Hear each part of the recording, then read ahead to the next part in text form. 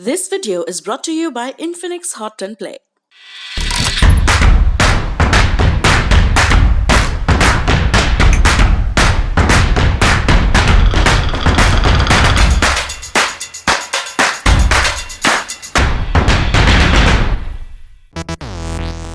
Corona में हर चीज पर लॉकडाउन लग सकता है, लेकिन एक चीज है जो कभी बंद नहीं होती, राजनीति। पश्चिम बंगाल में विधानसभा चुनाव हो रहे हैं और वहां नेताओं की वैक्सीन पॉलिटिक्स शुरू हो गई है।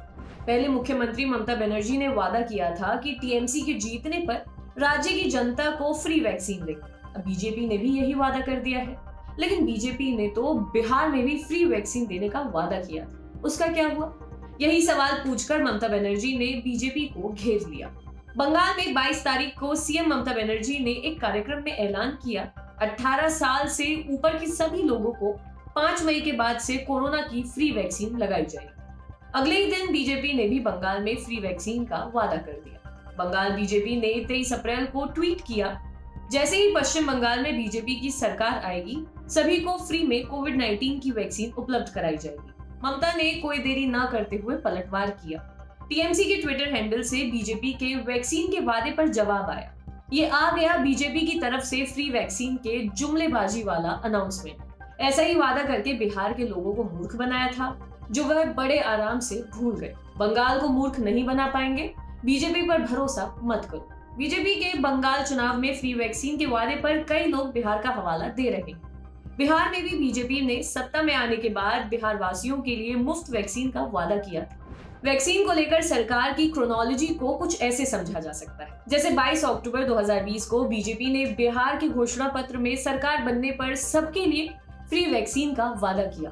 25 अक्टूबर 2020 जब बिहार में फ्री वैक्सीन के वादे से बवाल हुआ, तो बीजेपी के केंद्रीय मंत्री प्रताप सारंगी ने कहा कि देश में सभी को फ्री कोरोना वैक्सीन मिलेगी। फिर 2 जनवरी 2021 केंद्रीय स्वास्थ्य मंत्री ने सभी के लिए मुफ्त कोविड वैक्सीन की बात कही। फिर 16 जनवरी 2021 को भारत का वैक्सीन अभियान शुरू हुआ।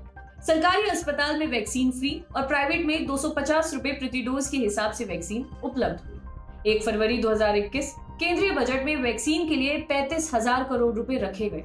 सरकार को 150 रुपए के हिसाब से वैक्सीन मिलने पर इतने पैसों में 116 करोड़ लोगों को वैक्सीन के दोनों डोज दिए जा सकते थे। 19 अप्रैल 2021 को सरकार नई वैक्सीन पॉलिसी लाई। इसके अनुसार भारत में वैक्सीन बनाने वाली कंपनियां 50% वैक्सीन भारत सरकार को देंगी, बाकी बची वैक्सीन को राज्य सरकारों और खुले मार्केट में उपलब्ध कराएंगी। फिर 21 अप्रैल 2021 को वैक्सीन बनाने वाली company serum institute of India ने वैक्सीन की नई कीमतों की घोषणा कर दी। राज्य सरकारों को एक डोज 400 रुपए और प्राइवेट अस्पतालों को 600 रुपए में वैक्सीन मिली। बता दें कि केंद्र सरकार को एक डोज के लिए 150 रुपए देने होते हैं। कंपनी पहले ही कह चुकी है कि वह 150 रुपए में भी फायदा कमा रही है। बढ़ी हुई कीमतों से वह कुछ और मुनाफा कमाएगी। फिलहाल देश भर की तरह बिहार को भी सरकारी अस्पताल में फ्री और प्राइवेट हॉस्पिटल में पैसे देकर वैक्सीन लगवानी पड़ रही है। 1 मई से 18 साल से ऊपर के युवाओं के लिए वैक्सीन की मुहिम शुरू हो रही है। जहां तक पश्चिम बंगाल के इलेक्शन की बात है, तो फिलहाल 6 चरण के मतदान हो चुके हैं। अभी 2 चरण के मतदान होने बाकी है। 29 अप्रैल को आखिरी चरण के मतदान होंगे और 2 मई को चुनावों के नतीजे आएंगे। आपके लिए खबर लिखी थी हमारे साथी अमित ने। अगर आप ये वीडियो फेसबुक पर देख रहे हैं तो हमारे पेज को लाइक करें और यूट्यूब पर देख रहे हैं तो हमारे चैनल को सब्सक्राइब करें। देखते रहिए दी लल्लन टॉक। शुक्रिया। फेसबुक पर क्या फैला, ट्विटर पर कौन हुआ ट्रोल, यूट्यूब की ट्रेंडिंग से लेकर इंस्टा के सब झोल, सोशल मीडिया की हर उठापटक एक जगह। सोशल लिस्ट सोमवार से शुक्रवार रात 10 बजे दी लल्लन टॉप पर।